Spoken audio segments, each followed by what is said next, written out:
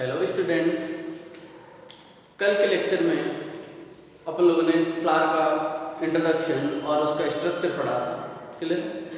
आज अपन बात करते हैं मेल रिप्रोडक्टिव ऑर्गन की, मेल रिप्रोडक्टिव सिस्टम की। ओके, तो देखते हैं क्या होता है male reproductive system. Male reproductive system बात करेंगे अपन लोग एंड्रोशियम, पुमंग। ओके, पुमंग लिखा है, उमंग ने, ध्यान रखना इस बात को। और ये हम डिस्कस कर चुके हैं कल के लेक्चर में कि एंड्रोशियम की जो इकाई होती है उसे हम क्या कहते हैं, स्टेमन पुंकेसर कहते हैं। Right student. और प्रत्येक पुंकेसर के 3 भाग होते हैं, number 1 anther, okay student, connective, योजी, एंथर परागकोश एंड फिलामेंट पूतंत्र। राइट। और इस प्रकार के अपन लोगों ने स्ट्रक्चर भी डिस्कस किया था। राइट। अरे अब देखिएगा कि एक स्टेमन में जैसे अपन इसकी बात करें तो यहाँ एक एंड 2 अपने को 2 लोब दिखाई देती है, 2 पालियां दिखाई दे रही है। इसलिए ऐसे स्टेमन को हम क्या कहते हैं, बाइलोब्ड कहते हैं, द्विपालित कहते हैं। क्लियर है? क्या कहते हैं अपन लोग इसको, द्विपालित कहते हैं। Clear student? ओके, प्रत्येक पाली में, ये जिसे अपन बात करते हैं, प्रत्येक पाली में हम लोगों को यहाँ पर जो है 2 थिक्का दिखाई देती है, 2 लेयर दिखाई देती है जो 2 चैम्बर को सेपरेट रखती है। इसलिए ऐसे जो है स्टेमन को क्या कहते हैं, डाइथिकस कहते हैं। क्या कहते हैं, डाइथिकस कहते हैं। क्या बोला मैंने कि प्रत्येक लोब में 2 थिक्का है। अरे बस समझ, इसलिए क्या वर्ड यूज करते हैं, डाइथिकस कंडीशन। क्लियर है? अब डियर स्टूडेंट, अगर इसका हम लोग सेक्शन कट करें, अगर हम इसको सेक्शन कट करें तो हमको प्रत्येक इस पाली में 2 चैम्बर दिखाई देंगे। क्लियर है? तो उस चैम्बर को, उस कोष्ठक का क्या नाम देते हैं हम लोग, चैम्बर का, उस कोष्ठ का क्या नाम देते हैं, लघु बीजाणुधानी।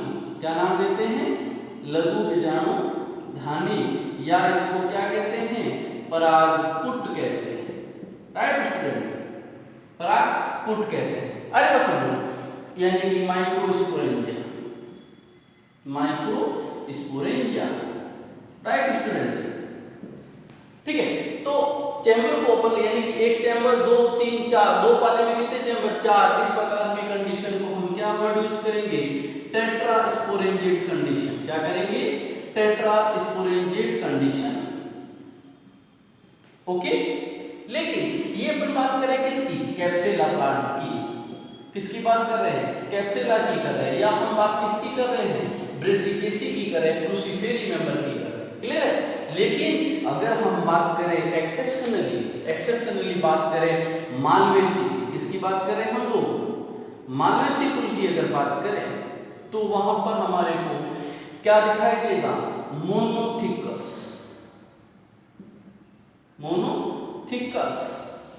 And बाइस्पोरेंजिएट condition. क्या है, बाइस्पोरेंजिएट कंडीशन। क्लियर है? मोनोथिकस यानी कि एक थिक्का है केवल, और बाइस्पोरेंजिएट कंडीशन है। राइट? अरे बात समझ में क्लियर? लघु बीजाणुधानी है। ठीक है, अरे बात तो एक्सेप्शन को याद रखना। अब हम बात करेंगे स्ट्रक्चर ऑफ एंथर की। स्ट्रक्चर ऑफ एंथर की बात करेंगे, मेनली हम लोगों को एंथर से रिलेटेड हमको यहाँ पर सारी बातें करनी है। क्लियर है? तो स्ट्रक्चर एंथर का अगर हम पीएस लें तो हमको किस प्रकार की स्ट्रक्चर दिखाई देती है, तो देखते हैं स्ट्रक्चर ऑफ एंथर।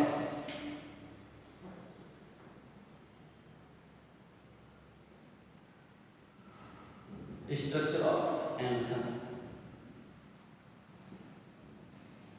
एक एंथर में अगर हम बाहर से अंदर की ओर देखें तो हम लोगों को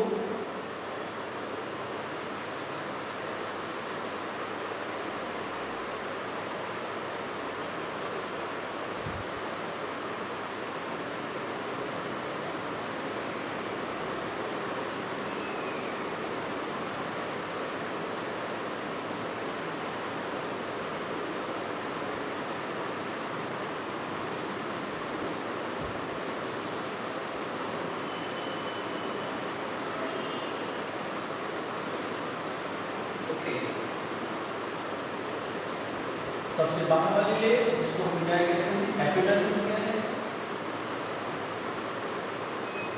उसके नीचे की ओर एंडोथीसियम की लेयर,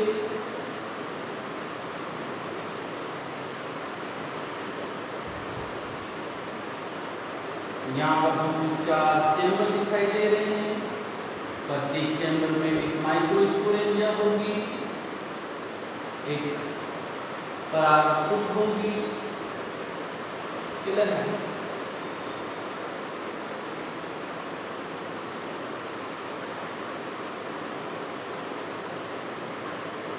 इस प्रकार की स्ट्रक्चर दिखाई देगी सबको।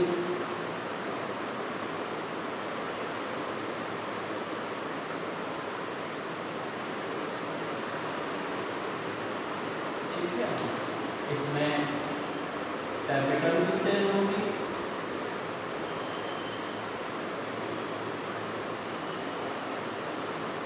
प्रत्येक माइक्रोस्पोरेंजिया का स्ट्रक्चर इसी प्रकार होगा। ये इनरमोस्ट सेल की बात कर रहा हूँ मैं, एपिडर्म की बात कर रहा हूँ।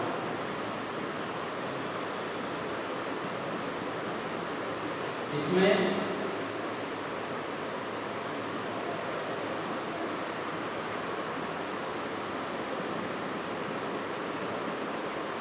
लघु बीजाणुजन ऊतक होंगे और इसके बाहर 3 लेयर दिखाई देगी जो मध्य परत के रूप में होगी। क्लियर? अब हम अगर इस एक माइक्रोस्पोरेंजिया का स्ट्रक्चर देखें, यहाँ से अगर हम कट करके, तो हमें किस प्रकार की स्ट्रक्चर दिखाई देगी उसकी भी हम बात कर लेते हैं। ठीक है, अब मैं जनरली आपको बता दूं क्या क्या स्ट्रक्चर है यहाँ पर, उसके बाद वहाँ पर बात करते हैं।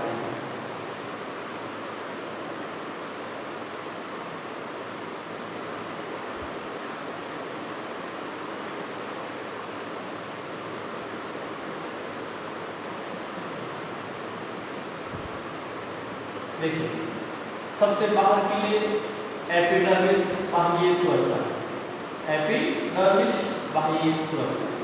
सेकंड एंडोथीसियम,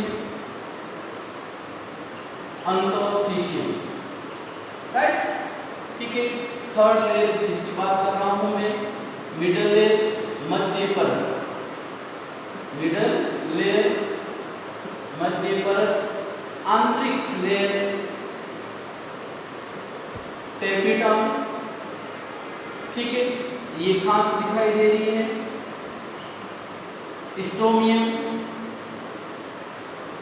स्टोमियम ये पार्ट जो है आपको दिखाई दे रहा है। कनेक्टिव योजी,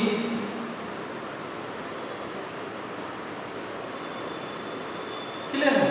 अरे बस, और सबसे अंदर की ओर ये स्ट्रक्चर आपको दिखाई दे रही है, ये है स्पोरोजिनस टिश्यू, लघु बीजाणुजन ऊतक या बीजाणुजन ऊतक, स्पोरोजिनस टिश्यू, राइट? आप देखिएगा, अब ये एक नॉर्मल स्ट्रक्चर बनाया हम लोगों ने, जिसमें हमको ये विभिन्न प्रकार की परतें दिखाई दे रही, बाहर से अंदर की ओर जाए तो एक एंथर में 4 परतें हैं। क्लियर है?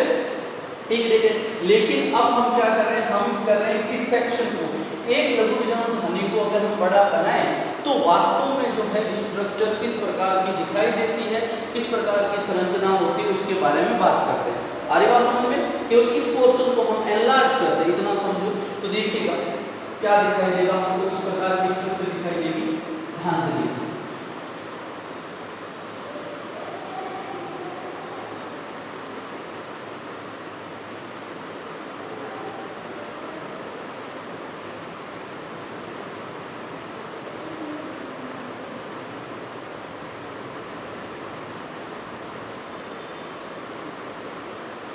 ये इस प्रकार की सेल जो है एपिडर्मिस की बनानी है, ये इस प्रकार की सेल आपको एपिडर्मिस की दिखाई देगी,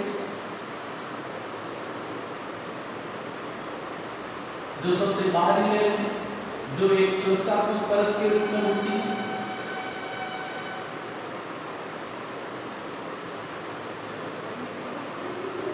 जो सुरक्षात्मक परत के रूप में होती है।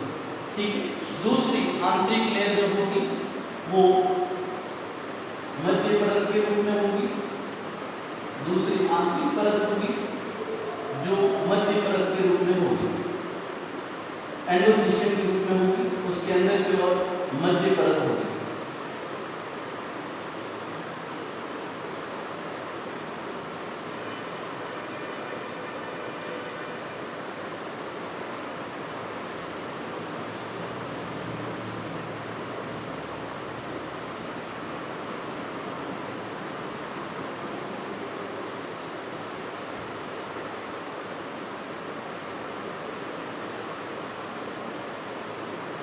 और उसके अंदर की ओर आप देख रहे हैं 3 से 4 परतीय संरचना होगी।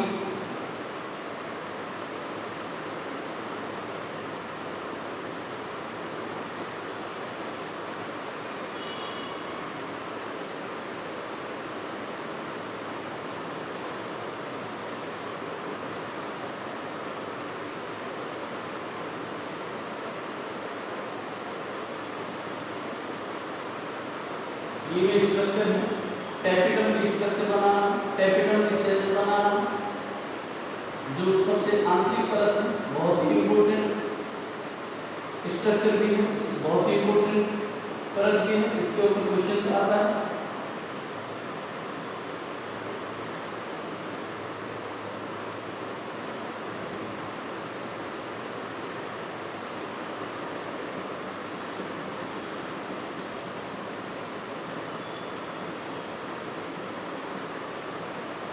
और इसके अंदर की ओर जैसा कि हम देख चुके हैं स्पोरोजिनस टिश्यू होते हैं, लघु बीजाणु जन्मतक इसके अंदर होते हैं, जो आगे जाकर लघु बीजाणु मातृ कोशिका में परिवर्तित होते हैं।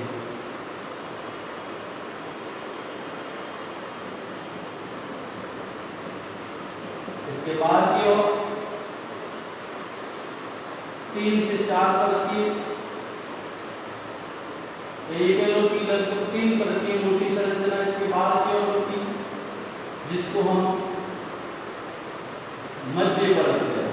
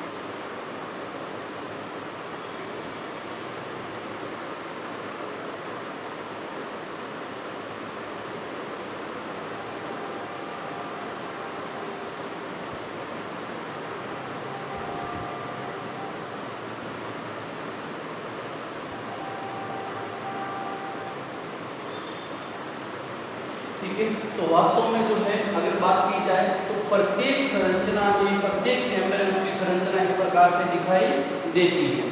Clear student? सबसे बाहर की ओर अगर बात करें तो वही फिर से मैं बात कर रहा हूँ एपिडर्मिस। ठीक है, अंदर की ओर जो एक परत है सिंगल लेयर है, ठीक है, अंदर की ओर सेकंड नंबर बनाए हैं एंडोथीशियम। एंडोथीशियम क्लियर है? उसके अंदर की ओर 1 से 3 परतीय मिडल लेयर जो ये बनाए अपन लोगों, और सबसे अंदर की ओर टैपेटम, और ये स्पोरोजिनस टिश्यू। ठीक है, जो ये आप बनाए आगे बात समझे। तो ये कंप्लीट जो है अपन लोगों ने स्ट्रक्चर बनाई है इसकी एंडोथीसिस की। अब देखना ये होता है आपको कि अगर मैं board of point of view से बात करूं तो आपको क्वेश्चन किस प्रकार से पूछा जाए। क्या ये कहा जाए कि एक लघु विलोम ध्वनि को दर्शाते हुए आप आंसर का टीएस बनाए तो आपको ये डायग्राम बनाना, कंप्लीट बात करें तो आपको ये डायग्राम बनाना। आगे बात समझ में, ठीक है। टैपिटम इंपॉर्टेंट पार्ट है यहाँ का, क्लियर है। अब देखिएगा क्या होता है इसमें, किस प्रकार की स्ट्रक्चर होती है, क्या क्या इसका रोल होता है, उसके बारे में बात करते हैं। नंबर 1 अगर हम बात करें एपिडर्मिस की, नंबर 1 अगर बात करें एपिडर्मिस की, तो एपिडर्मिस यानी बाह्य त्वचा सबसे बाहरी परत है, आउटरमोस्ट लेयर है। नंबर 1 सबसे बाह्य परत है, एकल परतीय है, सिंगल लेयर है, ठीक है। अरे बस एकल परतीय सिंगल लेयर है, क्लियर। अरे बस देन ये नॉन आर्किस्पोरियल नेचर की है, नॉन आर्किस्पोरियल नेचर की। क्या मीनिंग होता है, एक्सप्लेन करते हैं अभी। देखिएगा क्या होता है कि अभी हम बात करेंगे कि आगे कि एंथर का डेवलपमेंट किस प्रकार से होता है, ठीक है। स्टेमन का डेवलपमेंट किस प्रकार से होता है, एंथर का डेवलपमेंट किस प्रकार से होता है।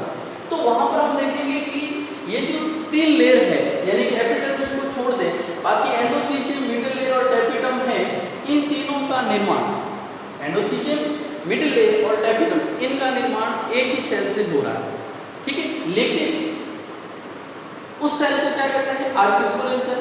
लेकिन उस सेल से एपिडर्मिस का निर्माण नहीं होता, तो इसको क्या कह दिया, नॉन आर्किस्पोरियल नेचर की होती है। क्या होती है, नॉन आर्किस्पोरियल होती है और अप्रसूतक प्रकृति की होती है। 4th पॉइंट की बात करें, इसका मुख्य कार्य होता है प्रोटेक्शन। इसका मुख्य कार्य है प्रोटेक्शन, सुरक्षा करना।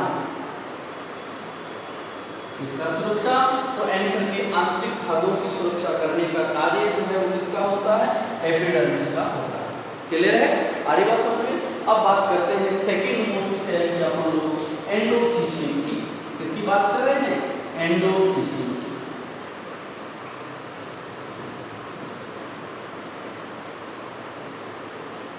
देखिए एंडोथीसियम सेकंड इनर लेयर है, ये भी सिंगल लेयर है।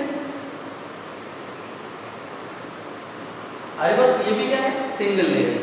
अब एंडोथीसियम की सेल्स है वो थिक होती है, मोटी होती है। रीजन कि एंडोथीसियम में 2 पार्ट होता है, आउटर वॉल बाह्य and inner wall.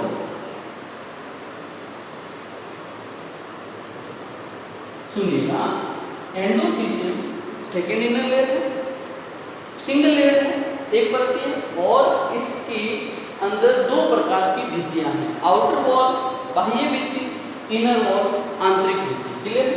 Outer wall जो होती है इसकी, ये क्या होती है, थिन होती है, पतली होती है। आउटर वॉल क्या होती है, थिन होती है, पतली होती है, क्लियर है। आउटर वॉल थिन होती है, पतली होती है। इनर वॉल और रेडियल वॉल और अरे भित्तियां, आंतरिक भित्ति और अरे भित्तियां, ये क्या होती हैं, मोटी होती है, थिक होती है। और इसके थिकनेस का कारण है, देखिएगा इसकी आंतरिक जो पॉइंट बोला हूं बहुत इंपॉर्टेंट पॉइंट है, सुनिएगा जरा, ठीक है। अब मैं यहाँ से इसको रफ कर रहा हूँ, आप लोगों ने देख लिया इस स्ट्रक्चर को, ठीक है। एक मिनट, अब देखिएगा इसको थोड़ा और एक्सप्लेन करेंगे। इसकी ये कह रहा हूँ कि इनर वॉल मोटी होती है, थिक होती है। थिक होने का रीजन है इसमें अल्फा सेल्यूलोज का निक्षेपण पाया जाता है। देखिएगा ध्यान से सुनिएगा स्टूडेंट इस बात को कि हम कह रहे हैं इनर वॉल जो है एंडोथीसियम की इनर वॉल और रेडियल वॉल थिक होती है। इसका रीजन है कि इसमें अल्फा सेल्यूलोज का डिपोजिशन होता है, निक्षेपण होता है, क्लियर है। हमारी बात समझ में। प्लस रेडियल वॉल में कैलोज बैंड भी उपस्थित होते हैं। कौन से बैंड होते हैं, कैलोज बैंड, ठीक है। तो नंबर 1 बात आई, एंडोथीसियम में अल्फा सेल्यूलोज का निक्षेपण होता है। सेकंड बात, एंडोथीसियम जो होती है डियर स्टूडेंट, एंडोथीसियम की अगर बात करें अपन लोग तो एंडो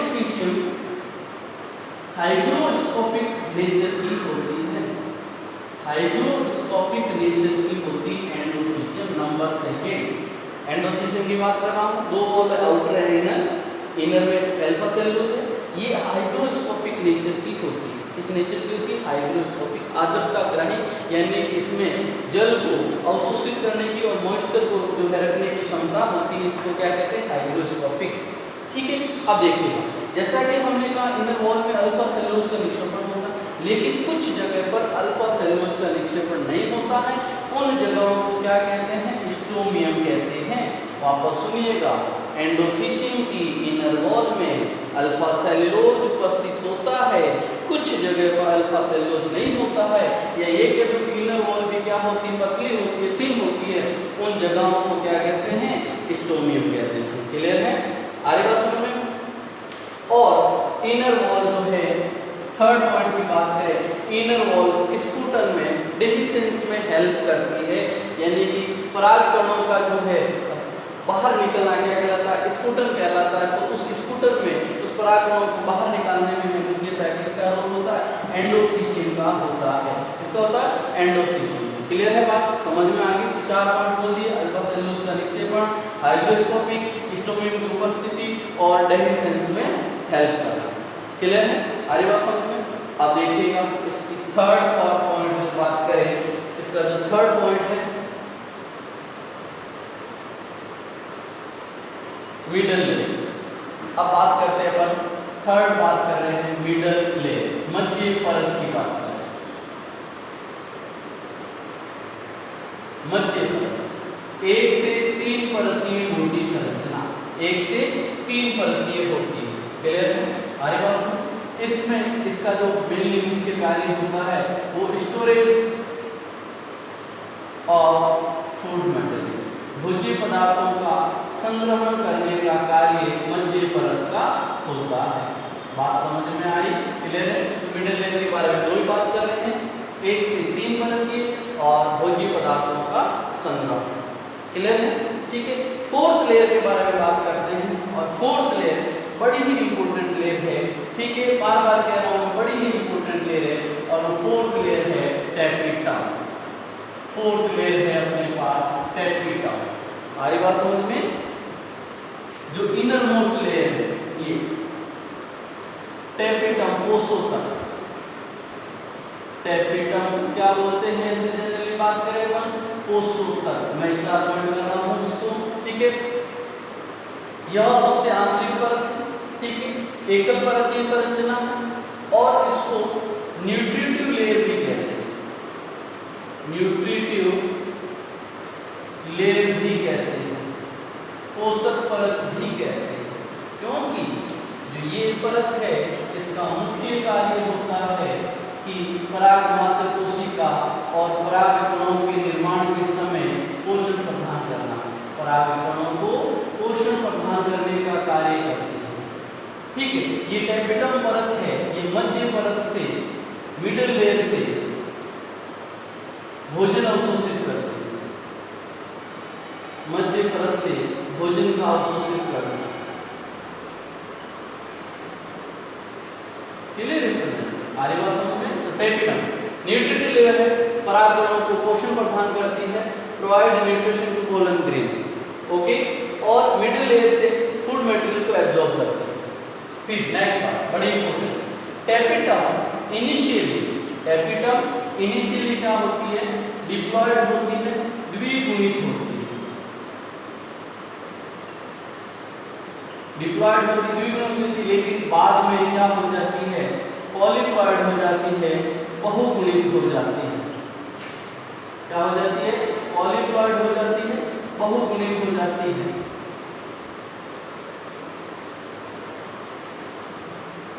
पॉलीप्लॉयड हो जाती है। आगे बात समझो। क्लियर है? ठीक है, अब क्या रीजन है पॉलीप्लॉयडी का? पॉलीप्लॉयडी का है एंडोमाइटोसिस, एंडोमाइटोसिस plus free nuclear division, free nuclear division. देखिएगा क्या बात कर रहा हूं मैं कि टैपेटम इनिशियली क्या होती है? द्विगुणित, बाद में क्या हो जाती है, बहुगुणित क्यों होती है कि अंतःसमसूत्री विभाजन होता है, एंडोमाइटोसिस होता है, फ्री न्यूक्लियर डिवीजन होता है, मुक्त केंद्रीय विभाजन होता है। ठीक है, एंडोमाइटोसिस का मीनिंग ये हो जिसमें क्या हो रहा है, साइटोकाइनेसिस नहीं हो रहा, कोशिका विभाजन नहीं हो रहा। ठीक है, आदिवासी केवल गुणसूत्र जो क्या हो रहे हैं, विभाजित हो रहे हैं अंदर।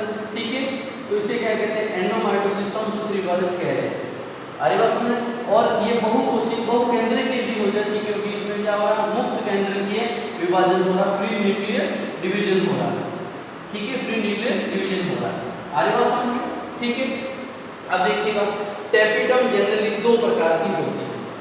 टैपिटम कितने प्रकार की होती है, टैपिटम दो प्रकार की होती है।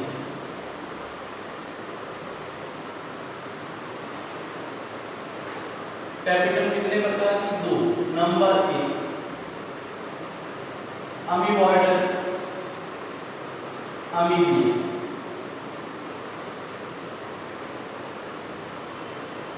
अमीबियन।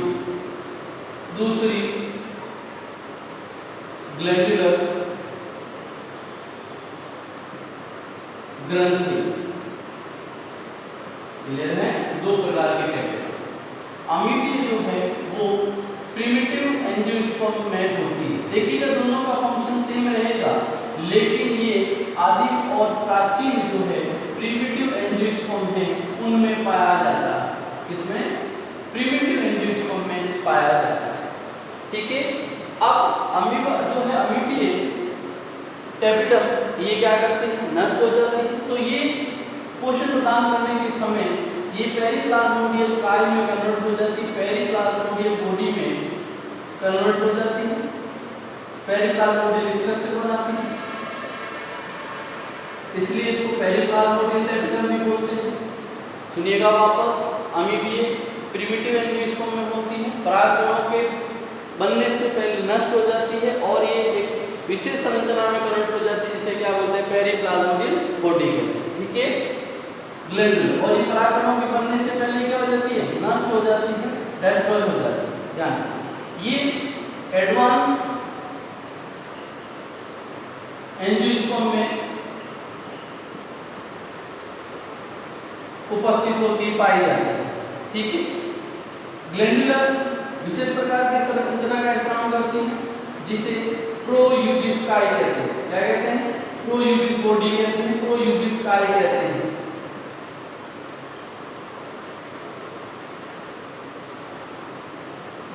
क्लियर है। अब देखिएगा बड़ा ही इंपॉर्टेंट स्ट्रक्चर कि प्रोयूबिस काय के बाहर की और एक विशेष प्रकार के वश्य पदार्थ का स्त्राव होता है जिसको कहते हैं स्पोरोपोलेनिन। ये बड़ी ही इंपॉर्टेंट स्ट्रक्चर है, दोनों पॉइंट वापस सुनिएगा। ग्लैंडुलर के द्वारा प्रोयूबिस बॉडी का स्त्राव होता है, प्रोयूबिस बॉडी के स्रावने में स्पोरोपोलेनिन एक विशेष प्रकार के स्त्रावन का, विशेष प्रकार के पदार्थ का स्त्रावन होता है। ठीक है, इसके कारण ये प्रोयूबिस बॉडी जो है ये किस में कन्वर्ट हो जाती है, यूबिस बॉडी में कन्वर्ट हो जाती है। किसमें कन्वर्ट हो जाती है, यूबिस बॉडी। बड़ा ही महत्वपूर्ण पॉइंट है, इसको इंपॉर्टेंट करते हैं कि यूबिस बॉडी क्या है। तो प्रोयूबिस बॉडी प्लस स्पोरोपोलेनिन क्या है, यूबिस बॉडी है, जो परागकणों को क्या करते हैं, पोषण प्रदान करने का कार्य करते हैं। क्लियर है आगे बात समझो। तो ये हो गए टैपिटम के टाइप्स। अब क्या फंक्शन है टैपिटम के, उसके बारे में बात करते हैं। Function of tapetum, function of tapetum.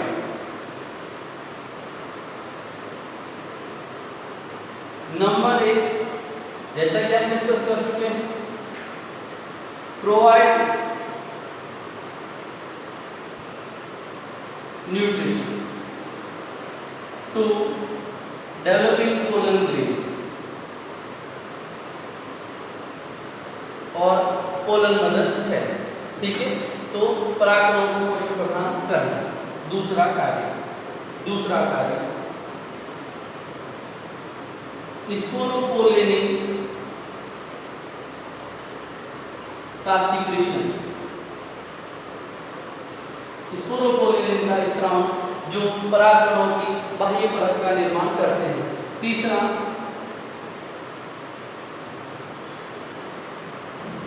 Pollen कीट का निर्माण।